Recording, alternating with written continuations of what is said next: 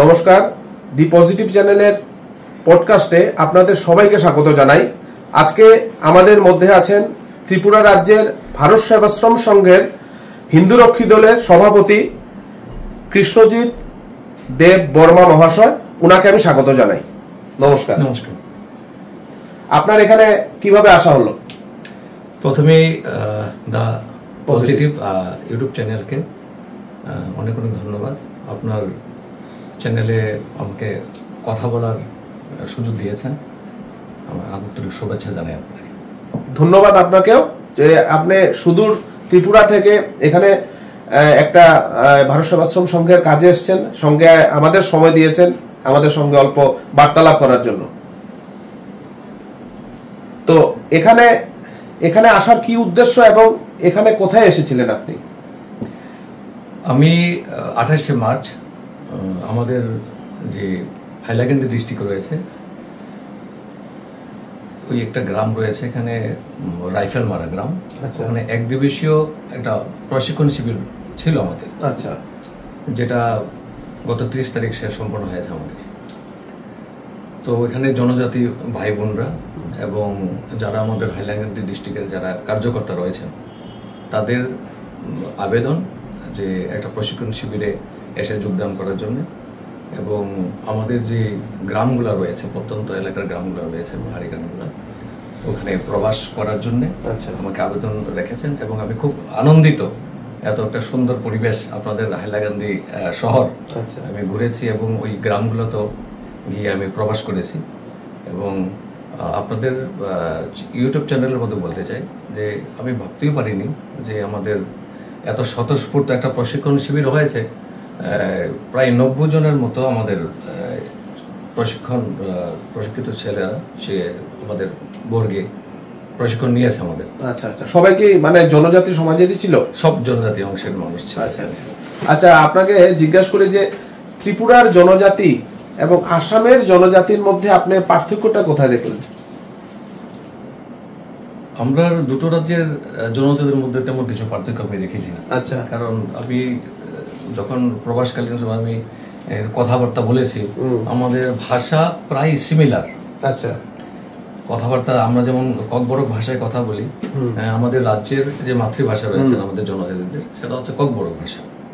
তো আমাদের যে ভাষা কথা বলা সেম ভাষা আমাদের। আচ্ছা, ভাষার কোনো পার্থক্য নেই, খাওয়া দাওয়ারও কোনো পার্থক্য নেই। বিশেষ করে আমরা জনজাতিরা আমরা একটু যেমন সিদ্ধ, আমরা বয়েল খাবারটা আমরা পছন্দ করি। তো খাবার দাবার একদম সিমিলার, একই রকম, কোনো ইয়ে নেই। খুব ভালো ব্যবস্থা এবং অতিথিয়তা আমাদের মধ্যে, আমরা একটু সাধারণ সরল জীবনযাপনে তো ইয়েটা আমাদের জন্মে রয়েছে। তো এবং তাদেরও সেম অতিথিয়তা, আপ্যায়ন একদম সেম রয়েছে আমাদের। আমরা নর্মালি বলে থাকি যে পাহাড়টাকে কিন্তু বাঁচিয়ে রেখেছে জনজাতি সমাজ। হ্যাঁ, ওদের যে মানে চলার বা ওরা যেভাবে থাকে, হ্যাঁ, প্রকৃতির সাথে মিল দিয়ে ওরা থাকে। আমরা শহর অঞ্চলে কি হয়, সবকিছু আর্টিফিশিয়াল। হ্যাঁ, পার্বত্য অঞ্চলে দেখা যায় কি, বিশেষ করে জনজাতি যারা, ওরা কি করে প্রকৃতির সাথে একটা ভারসাম্য বজায় রাখে, মানে প্রকৃতিকে নষ্ট না করে, প্রকৃতির সাথে ভারসাম্য বজায় রাখে ওরা চলে। এটা কি বলেন আপনি, এটার মতামত বা কি দেখলেন আপনি এরকম? না, এটা তো স্বাভাবিকই দেখবো, কারণ আমি যদি কম্পেয়ার করি যে গ্রাম অঞ্চল আর শহরাঞ্চল, দেখুন শহরে তো তার নিজস্ব একটা ধারাবাহিকতা থাকবে, তার মিউনিসিপ্যালিটি, কর্পোরেশন এগুলো থাকবে, আবর্জনার একটা ব্যাপার থাকবে, কিন্তু ওখানে তো কোনো ফ্যাক্টরি নেই, ঠিক আছে না, শিল্পের কোনো বাস্তবিকতা তাদের নেই, শিল্পের প্রয়োজনে নেই তাদের। ওরা নিজেরাই সবজি উৎপাদন করছে। পাহাড়ে যেমন আমরা কলা খাই, কলার যে থোর যেটা আমরা তো বলি আর কি, ওদের নিজস্ব উৎপাদন। তারপরে আপনার পশুপালন ক্ষেত্রে দেখেছি আমরা, আমাদের যে মোরগ, দেশীয় মুরগি যেটা বলে আর কি, ওরা ওদের ঘরে অ্যাভেলেবল আছে, যেটা আমরা বাজারে কিনে খাই। তো তাদের খাবারের কোনো অভাব নেই আমি দেখেছি, কারণ প্রকৃতির কুলে এরা জন্ম, প্রকৃতির সঙ্গে এরা মিলে থাকা, খাপ খাওয়ানো সব তাদেরই জীবনযাপন। এটা খুব স্বাভাবিক আমি মনে করি আর কি। আর একটা ইন্টারেস্টিং ব্যাপার, যে আমি গিয়েছিলাম ওই যে আপনার গুটগুটি বা রাইফেলমারা ওইসব অঞ্চলে, তো জিজ্ঞেস করলাম আমরা যেতে যেতে, আমি আর আমার সঙ্গের বাপ্পা দেব আমার কলিগ, তো সঙ্গে আমরা গেছিলাম, গিয়ে দেখি যে দূর দূর কোনো মেডিসিনের দোকান নেই। আর তখন আমরা অল্প মানে হেসে ঠাট্টা করে বললাম যে এখানে তো মানুষের মেডিসিনের প্রয়োজন পড়ে না, সেজন্য এখানে মেডিসিনের দরকার নেই। তারপর পাশের আরেক পানওয়ালাকে জিজ্ঞাসা করলাম যে এখানে কোনো মেডিসিনের দোকান নেই কেন? বললো দাদা একটা দোকান খুলেছিল, তারপর এটা বন্ধ হয়ে গেছে। আচ্ছা, আমি আপনার এই প্রশ্নের উত্তরটাকে আমি একটু ঘুরিয়ে বলতে চাই আর কি। বেসিক্যালি আমি এখানে যখন আমাকে যখন নিমন্ত্রণটা দিয়েছে এই কারণে যে প্রশিক্ষণ শিবির, আর আমি যে সংগঠনটা করছি আমি প্রথমেই বলছেন যে ভারত সেবা সংঘ। তো অন্যান্য সংগঠন আমি করেছি, বাট এবার ভারত সেবা সংঘের যে সাধনানন্দী মহারাজ স্বামীজি আমাদের উত্তর পূর্বাঞ্চলের যে যিনি প্রধান রয়েছেন, ওনার ডাকে আমি সুযোগ পেয়েছি কাজ করার। আমি ওনাকে অনেক মানে ধন্যবাদ জানাতে চাই। আমি খুব আনন্দিত। মানে কাজ শুরু করেছি, রাজ্য কাজ শুরু করেছে এবং আপনাদের ডিস্ট্রিক্টও এসছি, হাইলাকান্দি ডিস্ট্রিক্টে কাজ শুরু করেছি। তো এই যে প্রশিক্ষণ শিবির, ওখানে গিয়ে যেমন মেডিসিনের কথা বলছেন, আমি আসবো এটাতে, কিন্তু আমাদের যে লক্ষ্যটা রয়েছে আমি এটা আপনাদের চ্যানেলের মাধ্যমে এটা বলতে চাই, জানাতে চাই যে আমাদের সংগঠনের যে মেইন যে লক্ষ্যটা হচ্ছে শিক্ষার প্রসার ঘটানো, তাদেরকে আত্মনির্ভর করা এবং যে জনজাতি জীবনের যে চাহিদা, যে ঘাটতি রয়েছে আমাদের, এগুলিকে আমাদের দূর করা। এটা আমাদের মেইন কাজ। এবং বলবেন যে কিভাবে এটা সম্ভব। আমরা যখন আমি গেছিলাম যখন প্রবাসকালীনে, তখন দেখেছি তাদের মধ্যে কিছু সমস্যা রয়েছে। সমস্যাটা বলতে আমি বলতে চাইবো এখানে যেমন আমার পরবর্তী প্রশ্ন এটা ছিল যে ত্রিপুরার জনজাতিদের জীবনের যে মান, ওরা যেভাবে চলার পদ্ধতি বা যেসব ফ্যাসিলিটি পাচ্ছে বা ওখানে সরকার যেভাবে ওদের ফ্যাসিলিটেট করছে, তো এখানে কি আপনি এরকমই দেখেছেন না কোথায় কমই দেখেছেন ওদের জীবন যে মানে জীবন চলার পদ্ধতি? ওই যে আমরা যদি একটা ওটা গ্রেড দেই, হ্যাঁ মানে ABCD, হ্যাঁ, তো ওটাতে আপনি তাদেরকে কি গ্রেড দেবেন ত্রিপুরার জনজাতিদের, আর আসামের জনজাতিদের আপনি কি গ্রেড দেবেন? আমি যদি গ্রেড বলেন তো এটা আমি একটা মানে কম্পারিজন করতে চাই না আমি জিনিসটা। আচ্ছা, আমি যেটা বাস্তবটা দেখেছি, আমি লক্ষ্য করেছি সেটা আমি বলতে চাই। দেখুন, আমাদের রাজ্যে মানে ত্রিপুরা রাজ্যে বেশ জীবনযাত্রা আমাদের একটু উন্নত দেখেছি আর কি। আমি আসাম রাজ্যের সব জায়গায় তো যাইনি, কিন্তু এই প্রথম গিয়েছি প্রত্যন্ত এলাকাতে, যে গ্রামগুলি রাইফেলমারা, জালনাছড়া, গন্ডাছড়া, এগুলো কিছু একটা জায়গাতে আমি গেছি। বিশেষ করে 4-5টা গ্রামে আমি গেছি, বিশেষ করে ওই গ্রামগুলোতে আমি প্রবাসকালীন কাটিয়েছি। আমাদের এখানে যেমন দেখেছি এখানে পাকা ঘর নেই। আচ্ছা, তো আমরা সবাই জানি আজকে ভারতবর্ষের লোক এখন আইটি যুগ, হ্যাঁ, যে প্রধানমন্ত্রী ঘর যোজনা রয়েছেন আমাদের, জলের যে একটা যোজনা রয়েছে হার ঘর জল, তারপর জল জীবন মিশনের আন্ডারে সম্ভবত আমাদের ত্রিপুরা রাজ্যে ঘরে ঘরে জল পৌঁছে গেছে, মোটামুটি 90% জল পৌঁছে গেছে। আচ্ছা, হ্যাঁ, সরকার যখন কিছু একটা কাজ করবে তার বাস্তবিকতা করতে গেলে তো টাইম লাগবেই, কারণ এটা একদিনে তো সবকিছু সম্ভব না। তার আস্তে আস্তে আস্তে তার প্রসার হচ্ছে। এই হচ্ছে কি আপনার জলের যে ব্যাপারটা বলছি, ওইখানে আমি জলের পানীয় জলের ব্যবস্থা দেখিনি আর কি। আচ্ছা, তো ওখানে জীবনযাপন বা ওখানে ওরা জলের ব্যবস্থা বা কিভাবে এটা মানে ওভারকাম করে, জল কিভাবে পায় ওরা ঘর বা কি পরিস্থিতিতে আপনি দেখেছেন, এটা যদি অল্প দর্শকদের বলেন। হ্যাঁ, প্রশিক্ষণ চলাকালীন আমাদের যখন এখানে ভোজনের ব্যবস্থা করছিল ওরা, তো ভোজনের যে পরে যে আমাদের যে জলটা দিয়েছে, জলটা আসলে আমি দেখেছি এটা মানে ছেঁড়া বা খালের মতো দেখেছি আর কি। আচ্ছা আচ্ছা, তো ওখানে কিছু একটা হোল করে, আচ্ছা 3-4টা হোল রয়েছে আমাদের। এই হোলটার ভিতর থেকে ছোট ছোট একটা পাত্রের মাধ্যমে জলটা কালেকশন করে কলসির মধ্যে জলটা ঢেলে ওই জলটা কালেকশন করে নিয়ে আসছে ঘরে। আচ্ছা, এবং ওইটাই আমাদের খাবার জন্য পরিবেশন করেছে। আচ্ছা, এইটা আমি দেখেছি। মানে ড্রেনেজের কোনো ধরনের কোনো সমস্যা না, মানে কোনো সুবিধা নেই ড্রেনেজের। মানে আমি ওয়াটার সাপ্লাই বলতে চাই আর কি। আমরা শহরবাসী যেটা আমরা ওয়াটার সাপ্লাই পেয়ে থাকি, সার্ভিস পাই যেটা আর কি, আমরা ওটা আমি পাইনি আর কি। ওখানে পাননি, এরা ওই জলটাই কালেকশন। আর ওদের মনে করুন আপনি তো বলছেন প্রায় 5টা গ্রামে আপনি প্রবাস করেছেন, 5টা গ্রামের প্রবাসকালীন আপনি ঘরের ওদের ব্যবস্থাটা কি দেখলেন, কিরকম ঘর বা কি কারণে যদি মানে অসুবিধাটা জিজ্ঞেস করেছিলেন কিনা তোমাদের ঘরের এই পরিস্থিতি কেন বা কি ধরনের? আমি জিজ্ঞাসা করিনি, ওরা নিজেরা শেয়ার করছিল। আমরা দুপুরে যখন আমাদের খাবার ব্যবস্থা করেছে, জালনা ছড়ার কথা বলছি, রাস্তা খুব ভালো, পাকা রাস্তাই রয়েছে এখানে। তো ঘরের সমস্যা, তারা একটু রাস্তা থেকে একটু ভিতরে বাড়ি ঘর, একদম পুরনো ঘর বাড়ি, মাটির ঘর রয়েছে, তারপরে উপরে টিন রয়েছে, বাঁশের ব্যবহার করা হচ্ছে। পাকা ঘর আমি ওই গ্রামে পাইনি আর কি। তো একজন 95 বছরের একজন ব্যক্তি, উনি মানে খাবার সময় বলছিলেন আর কি যে বাবু, ওরা তো বাংলা কথাটা আমাদের মতো আর পরিষ্কার শুদ্ধ করে বলতে পারে না, তবে বুঝতে পারছি আর কি, যে বাবু আমার তো 95 বছর হয়ে গেছে, আমি তো আর কিছুদিন পরে মরে যাব, কিন্তু আমাদের তো বলছে এখন অব্দি আমরা থাকার কোনো ব্যবস্থা নেই, কোনো পাকা ঘর নেই। আচ্ছা, তো আমি বললো কেন পাকা ঘর হবে না কেন, এটা প্রসঙ্গ হচ্ছিল। আমি জানি না, এখন আমার 95 বছর, এইখানেই আমার জন্ম, এখানে আমার বিয়ে, এখানে সংসার, আমার নাতিপুতি হয়ে গেছে, কিন্তু এখন আমরা ঘর পাইনি, পাকা ঘর পাইনি। আচ্ছা, মানে ওদের এই ক্ষোভটা আছে মনে, যে প্রধানমন্ত্রী আবাস যোজনার যে লাভগুলো সেটা ওরা হয়তো এখনো বঞ্চিত, আপনার কথা মতে। হ্যাঁ, না কিন্তু কোশ্চেন এখানে একটা রয়ে গেছে, ওরা বলতে চাইছে যে আমাদের তো জায়গাই দেয়নি আমাদের। আচ্ছা, আরেকটা ব্যাপার যে ওরা মানে মিজোরামের পরেই ওরা, হ্যাঁ, মিজোরাম বর্ডার ক্রস করার পরে আমাদের, না জিনিসটা এরকম না, তারা যেখানে রয়েছে তো আসাম সরকারের। আচ্ছা, মানে আমি বলতে চাইছি যে মিজোরাম মানে আসামের বর্ডার শুরু হওয়ার পরেই আমাদের ঘাড়মুড়ার পার্শ্ববর্তী যে জনজাতি সমাজ রয়েছে, রাইফেলমারা, গুদগুদি বা আরো যে জায়গাগুলি আছে ওরা রয়েছে। মানে ওদের আসলে মানে ওদের কথাটা কি, ওরা মানে বলছে যে আপনার কথা মতো যে বললেন যে 95 বছর বয়সে ওরা এখনো ওদের স্থায়িত্ব পায়নি, হ্যাঁ, যে ওরা মানে ওরা যে এইখানের আসামের যে বাসিন্দা বলে, হ্যাঁ, এটার কোনো ওদের ডকুমেন্ট নেই, ওদের ডকুমেন্ট নেই যে ওরা আসামের বাসিন্দা। তো এটার ব্যাপারে কিছু আলাপ হয়েছিল, ওরা সরকারের কাছে কোনো আবেদন করেছিল বা কিছু এরকম ব্যাপার? ওরা বলছিল যে আমরা যৌথভাবে সরকারের কাছে জানিয়েছি অনেকবার, কিন্তু বলছে যে ঘরের যে ব্যাপার, যে আমাকে তো আমার জমিই তো নেই।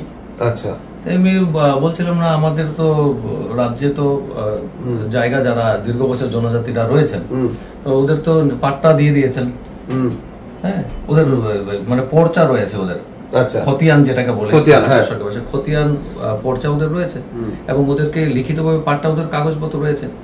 এবং সেই মূলে এখন জানি সরকারের কোনো সুবিধা পাইতে গেলে তার নিজস্ব একটা ক্রাইটেরিয়া দরকার বা কোনো ডকুমেন্ট দরকার পড়ে, সরকারি ক্রাইটেরিয়া যেটা থাকবে এটা তো তার বাধ্যবাধকতা। কিন্তু এখানে দেখছি ওর তো পাট্টাই নেই, মানে ওর জায়গাই নেই। বুঝেছি। আমি বলছিলাম আমাকে, আপনার 90 বছর হয়ে গেছে, আপনি এখানে থাকছেন। ও দুঃখ করে বলছে, ও 90 বছর হয়ে গেছে, ও নিশ্চয়ই এখানে ছোট বড় হয়েছে, ওর পূর্ববর্তী যে জেনারেশন ওটাও নিশ্চয়ই এখানে কাটিয়েছে, তার আগের জেনারেশন, মানে আমরা অরিজিনালি যারা ভূমিপুত্র ওদেরকে মানে ওরা বলছে যে ওরা এখনো কাগজ পায়নি, কোনো ধরনের কাগজ পায়নি, পাট্টা যেটা বলে আর কি। আমাদের রাজ্যে যেটা দেখেছি আমরা, সরকার এটা ক্যাম্প করে দিয়েছে, তুমি এত বছর ছিলে না, তুমি এতটুকু পাট্টা দিয়ে দিয়েছে। এটা কম বেশি কিছু আমি বলতে চাইছি না, বাট তার যে বৈধতা, মানে সিটিজেন অফ ইন্ডিয়া বা citizen of Assam, citizen of any state, ঠিক আছে, তো ওই হিসেবে যে আমাদের এখানে পাট্টা হচ্ছে সেম, সংবিধান তো একটাই। ওটাই, ট্রাইবস এর জন্য কিন্তু আসামে কিছু রুল রেগুলেশন আছে, হ্যাঁ, যাতে ওরা ওই জমিটা পেয়ে যায়। তো আপনি সেখানে গেলেন, মানে ওইসব চিন্তাধারা মানে ওদের মধ্যে আছে কি, ওরা জমি পেতে চায় না? নর্মালি আমি বলেছি যে পাহাড়ের মানুষ, হ্যাঁ, ওরা চায় যে মানে টাউন ঘেঁষা হতে চায় না, ওরা চায় যে ওভাবেই থাকতে। ওদের আপনি কতটুকু প্রয়োজনীয়তা মনে করছেন? ওদের কি পাট্টা দরকার, বা ওদের থেকে এরকম কোনো মানে কথা উঠেছে যে না আমরা কোথায় যাব? না, ওরা নিজে থেকে বলেছে, তো বাবু তোমাকে তো ভালো করে বসতে দিতে পারবো না, ভালো ঘর নেই আমাদের, তুমি তো শহর থেকে এসছো। আমি বললাম কেন, আপনাদের তো ঘর থাকা উচিত, মানে এরকম আমরা তো আমাদের পাট্টাই নেই, ঘর কোথায় থেকে পাবো? আমাদের জায়গা না থাকলে ঘর কোথায় হবে? স্বাভাবিক এটা, কারণ ওটাই। আর ফরেস্ট ল্যান্ড যেহেতু, যেটা আমার মত, মানে ফরেস্টটা আছে ওদের জন্য, তো ওদেরকে যাতে জমি দেওয়া হয় এরকম কোনো আপনার আবেদন থাকবে কিনা? অবশ্যই আমি মনে করব যেহেতু সরকারের যে নিয়ম রয়েছে, সংবিধান সবার জন্য, সে গরিব হতে পারে ধনী হতে পারে, তার জন্য আইনটা তো একটাই থাকবে না। তো যারা বনবাসী যারা যারা ভূমিপুত্র, জঙ্গলে যারা থাকে, জঙ্গল বলে ঠিক হবে না, এটা বনবাসী বলা যেতে পারে। তো তারা আদিকাল থেকে তো ভিতরেই থাকে তারা। কিন্তু আমার যে প্রশ্ন হচ্ছে, তো মানুষ, আমার যেমন প্রাণ আছে, ওর প্রাণ আছে, তো তার ন্যূনতম চাহিদা আমাদের যে মৌলিক অধিকার আমাদের যে দিয়েছে সংবিধান, মৌলিক অধিকারের যে একটা অংশ যেটা খাদ্য, বস্ত্র পেয়ে গেছে, কিন্তু খাদ্য, তার জলটা, বাসস্থান দরকার। এটাই একটা কথা, স্বাধীনতার পরের ওদের কতটুক চেঞ্জ হয়েছে আর সমাজের কতটুক চেঞ্জ হয়েছে, নর্মালি আমাদের সিভিল সোসাইটি যেটা, আর ওদের কতটুক চেঞ্জ এসেছে বা ওরা কি পেয়েছে, এটা সম্বন্ধে আপনার কি অভিজ্ঞতা, বা এখানে যাওয়ার পর আপনার কি ফিল করেছেন? যদি এরকম যদি দেখে থাকেন, আপনার নিশ্চয়ই ফিল হবে যে কোথায় আসলাম আমি। অ্যাকচুয়ালি আমি যেটা দেখেছি আর কি, ধরুন পড়াশোনার ক্ষেত্রে বোধহয় উচ্চ শিক্ষিত কত পার্সেন্ট রয়েছে কিনা আমার ডাউট আছে। আচ্ছা, যেমন আমরা সমাজে আমাদের ছেলে মেয়েদের ডাক্তার, ইঞ্জিনিয়ার, আইএস হবে, হ্যাঁ, বড় বড় আধিকারিক হবে, এখানে একটা পার্সেন্টেজ খুব কম সংখ্যক যারা পড়াশোনা করে এখন এস্টাবলিশ হয়েছে। আচ্ছা আচ্ছা, শিক্ষার এটা যেমন আমি একটা ভালো স্কুল তো আমি দেখিনি ওই গ্রামে। আচ্ছা, মানে ওই যে বাল্য শিক্ষা থেকে অঙ্গনওয়াড়ি সেন্টার দেখিনি, স্কুল তো আমি দেখিনি। মানে বলতে চান যে গভর্নমেন্টের যে ফ্যাসিলিটি গুলি দেয়, স্কুল বা ওই যে anganwadi centre, primary health centre বা অন্যান্য, যেমন প্রধানমন্ত্রী আবাস যোজনা, চাই আপনাদের মাধ্যমে বলতে চাই, এখানে ওই যে কি মারাজানি গ্রামটা বলছিলাম আমি, রাইফেল মারা যে গ্রামটাতে একটা বিরাট একটা বিল্ডিং রয়েছে। আচ্ছা, মানে বাকি সবারই তো মাটির ঘর বা বেড়ার ঘর, এটা বিল্ডিং রয়েছে। আমি জিজ্ঞাসা করছিলাম আর এটা শুনেছি হেলথ সেন্টার। আচ্ছা, আমি জানি না, এটা ভালো বিল্ডিং, বেস্ট বিল্ডিং রয়েছে, কিন্তু কোনো ইসে নেই না, ওখানে উপরে ছাদ হয়নি। আচ্ছা, বাট বিল্ডিংটা নিউ কনস্ট্রাক্টেড, মানে হচ্ছে, কিন্তু এটা করে রয়েছে বলতে হেলথ সেন্টার বলতে, ওরা বলছে শুনেছি আমরা, কিন্তু আদৌ কিনা হেলথ সেন্টার বলতে। মানে কবে থেকে ওরা এই বিল্ডিংটা দেখছে ওখানে? এটা বোধহয় ধরুন বছর খানেক বা এমনই বোধহয় কিছুদিন, নতুন জাস্ট আমি দেখেছি আর কি। আচ্ছা আচ্ছা, ভালো করে প্লাস্টারও হয়নি, দরজা জানালা লাগানো হয়নি। সরকার হয়তো ওদিকে অল্প ধ্যান দিচ্ছে যে কিছু হেলথ সেন্টার বা কিছু করার জন্য। অবশ্যই দেখুন, সরকারের কাজ করার তো তাদের ইচ্ছে থাকবেই, কিন্তু একটা যে উপযুক্ত পর্যবেক্ষণটা বোধহয় এখানে অভাব রয়েছে। একটা রাস্তা প্রথম থেকে শুরু, রাস্তাটা খারাপ, আচ্ছা, বাকি একটু এগিয়ে যাওয়ার পর দেখলাম বেশ ব্লক দিয়ে রাস্তা, খুব সুন্দর ভালো রাস্তা, সরকার ভালো কাজ করছে। আবার একটু গিয়ে দেখলাম ওই গান আবার ভাঙা, ধুলা বালি, ব্রিজ হয়তো একটা হচ্ছে, কিন্তু ডেভেলপমেন্ট তো হবেই, এটা সরকার যখন অধীনস্থ, রাস্তাঘাট হবেই। কিন্তু আমার বোধ হয় খুব ইদানিং দরকার একটা উচ্চ পর্যায়ে একটা ভিজিট দরকার। আচ্ছা, সঠিকভাবে বোধ এখানে মূল্যায়ন হচ্ছে না। আচ্ছা, এক কথায় বলতে গেলে স্বাধীনতার পরে ওদের কি পরিবর্তন হয়েছে? পুরা অর্ধ শিক্ষিত, তো খাবার জলের অভাব রয়েছেন তাদের। রাফেলমারা গ্রামে আমি ইলেকট্রিসিটি দেখিনি। আচ্ছা, আমি যদি ভুল হয়ে থাকি, ইলেকট্রিসিটি আমি দেখিনি। সোলার দেখেছেন? না, সোলার দেখিনি আমি। আচ্ছা, তো এটাই আমি কোশ্চেন ওরা করছিল আমাকে, যে অ্যাটলিস্ট যদি ধরুন কারেন্টের যে পিলার রয়েছেন, খুঁটি রয়েছেন, তার এটা এক্সপেন্ডিচার, অনেক খরচার ব্যাপার আছে। তো কিন্তু এখন কিন্তু আধুনিক ভারত অনেক উন্নত হয়ে গেছে, আমার দেশ অনেক উন্নত। সোলার সিস্টেম তো এটা তো কি বলে প্রাকৃতিক ভাবে সোলার বসিয়ে দিল, অটোমেটিক তার চার্জ হলো সারাদিন, সন্ধ্যায় এটা অটোমেটিক জ্বললো। তো অন্তত তাদের যে পড়াশোনার যে ব্যাপারটা, দেখুন পড়াশোনা করতে গেলে হয়তো রাতেও জঙ্গলে থাকে, বনবাসী, ঠিক আছে, কিন্তু ওর তো একটা লাইট লাগবে, তো কেরোসিন ইউজ করো। কেরোসিনের দামও আজকে আকাশ 100 টাকা। এখন কেরোসিন যার যে কাজের দিনে খাওয়া মানুষ, তো কেরোসিনটা কত ইউজ করবে? তো খুব ইজি ভাবে, সোজা ভাবে দেখছি আমার প্রত্যন্ত আমাদের ত্রিপুরা রাজ্য অনেক রাস্তায় এবং গ্রামে সোলার দিয়ে দিয়েছে, সোলার প্রজেক্ট শুরু হয়ে গেছে। আচ্ছা, সোলার মাধ্যমে গ্রামে প্রত্যন্ত ঢুকে গেছে। তো এখানে যদি সোলার ব্যবস্থা থাকে, এটলিস্ট তারা লাইটের ব্যবস্থাটা পেয়ে যাবে রাত্রিকালীন। আচ্ছা আচ্ছা, তো ওটাই আমার প্রশ্নটা, কিন্তু মানে এখনো আমি সদুত্তর পাইনি। যে আপনি বলেছেন যদিও আপনি গ্রেড দিবেন না, কিন্তু ত্রিপুরা আর আসামের ওই ডিফারেন্সটা এক কথায় আপনি 3টা পয়েন্ট দিয়ে আমাকে বলেন। ত্রিপুরায় ভূমির যে ব্যাপারটা আছে না, ওরা আমাদের এখানে ম্যাক্সিমাম, আমি গ্যারান্টি দিয়ে বলতে পারবো, ত্রিপুরা রাজ্যে অধিকাংশ মানুষের পাট্টা হয়ে গেছে। আচ্ছা, আমি কাগজ দেখাতে পারবো। আচ্ছা, কিন্তু ওই গ্রামটাতে দেখলাম কোনো পাট্টাই নেই তাদের। তো পাট্টা যদি না থাকে সরকারি ভাবে, তার বৈধ পাট্টা, মানে ওই বৈধতা আছে ওর, আচ্ছা, সিটিজেন অফ আসাম। আচ্ছা, তো ওর পাট্টা নেই, তো মানে ঘর নেই, আচ্ছা, ইলেকট্রিসিটির একটা অভাব রয়েছে। তো এই বিশেষ দিকগুলি যদি জিনিসগুলো ও যদি না পায়, তো আচ্ছা, আমি আরেকটু আপনাকে স্পেসিফিক করে দিই, আপনার কি কিছু মানে ওদের জন্য মানে চাওয়ার আছে? সরকারের কাছে বলুন, প্রতিনিধি আছে তাদের কাছে বলুন। হ্যাঁ, আমি আপনাদের চ্যানেলের মাধ্যমে এটা আমি মাননীয় মুখ্যমন্ত্রী ডক্টর হিমন্ত বিশ্ব শর্মা মহোদয়কে, উনি খুব বড় মনের মানুষ, উনি কাজ করছেন। হ্যাঁ, হয়তো উনি এটা জানেন না বা ওনার কাছে এটা পৌঁছায়নি। আমি আপনাদের চ্যানেলের মাধ্যমে আমি রিকোয়েস্ট করবো মুখ্যমন্ত্রী মহাশয়কে যে একবার যদি তিনি, অর্থাৎ জনজাতি, আমি কেন সংগঠন থেকে গেছি, আমি সামাজিক কাজে গেছি, আমি সংগঠনের তরফ থেকেও বলতে পারি যে একবার উনি যদি ফিজিক্যালি যদি একবার ভিজিট করেন, মানে ও জনজাতি ভাই বোনেরা খুব উপকার হবে, এবং যেই চাহিদাগুলি, অভাবগুলি রয়েছে, এটা অবশ্যই পূরণ হবে, এটা আমি আশা করি। এটা ওনার কাছে আমার একদম সংগঠন তরফ থেকে দাবি, একবার উনি আসুন, একটু ভাই বোনদের, জনজাতি ভাই বোনদের একটু দেখুন, হয়ে যাবে। আচ্ছা দর্শকরা, এখন একটা ছোট্ট বিরতির পর আমরা আবার কিছু র্যাপিড ফায়ার কোশ্চেন নিয়ে আসছি দাদার জন্য।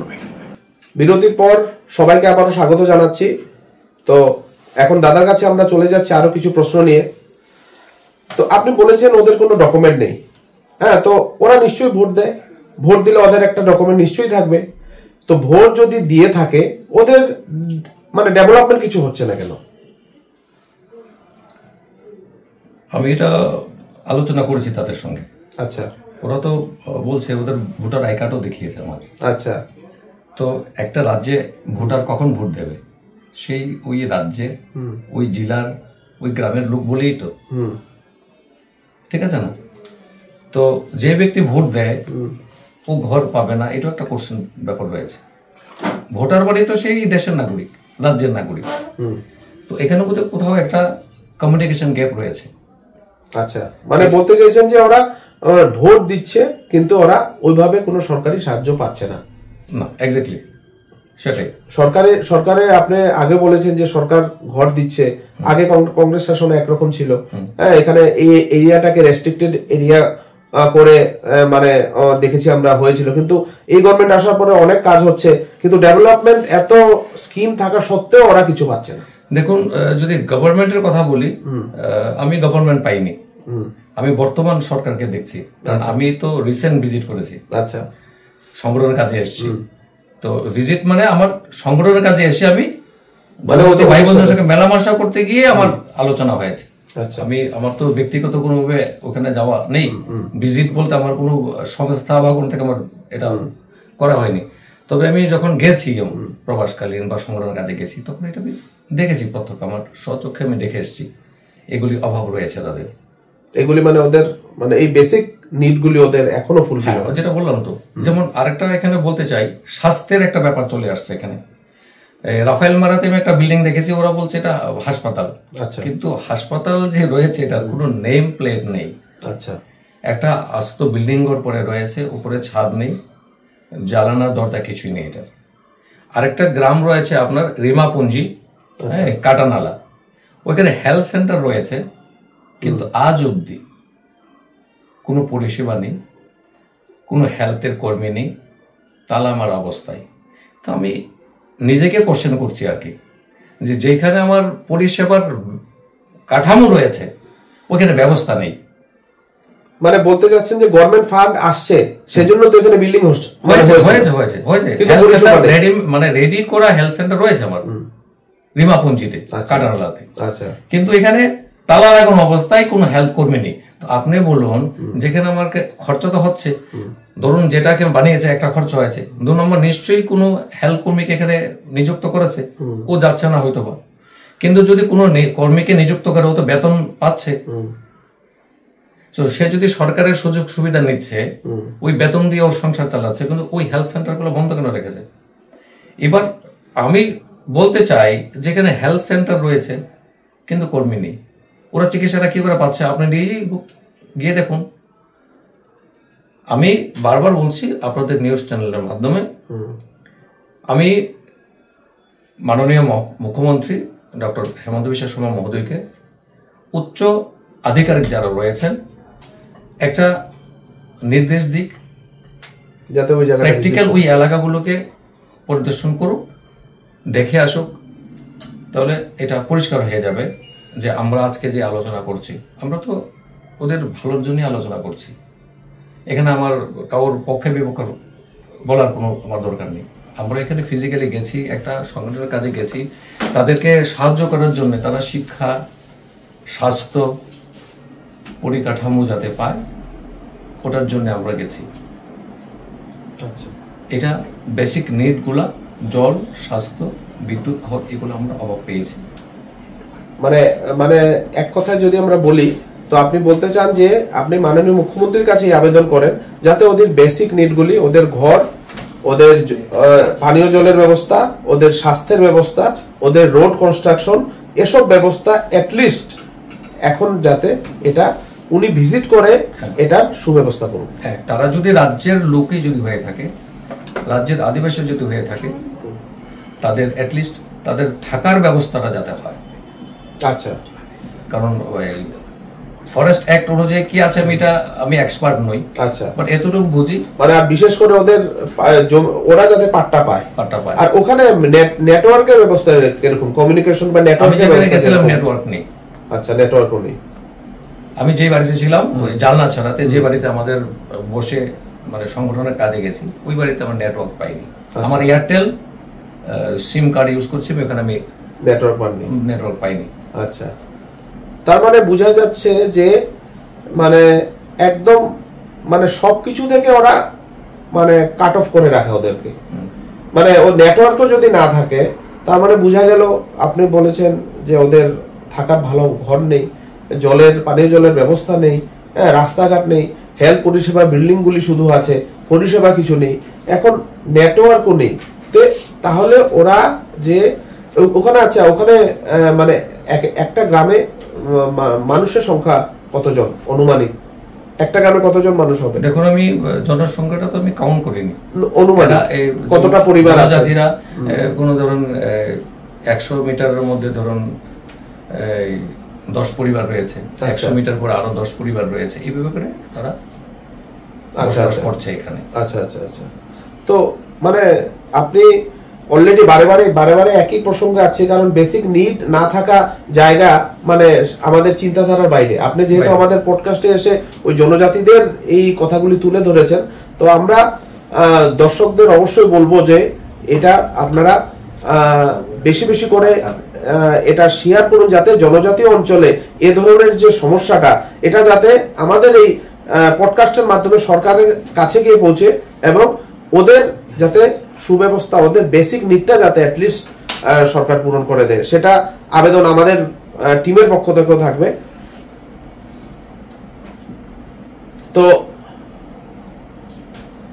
তো আমাদের এই পডকাস্টে আসার জন্য আপনাকে অসংখ্য ধন্যবাদ, এবং আপনি যে জনজাতির কথা এখানে তুলে ধরেছেন এবং আমাদেরকে অল্প সময় দিয়েছেন, সেজন্য আপনাকে অশেষ ধন্যবাদ। আপনাদেরকেও আমাকে তাদের যে চাহিদা, বেসিক নিড যা আমরা আলোচনা করেছি, এটা আপনাদের চ্যানেলের মাধ্যমে আমাকে বলার জন্য, নিমন্ত্রণ করার জন্য আপনাদের অনেক অনেক ধন্যবাদ আপনাকে। তো দর্শকরা, এরকম পডকাস্ট আমরা নিয়ে আসবো।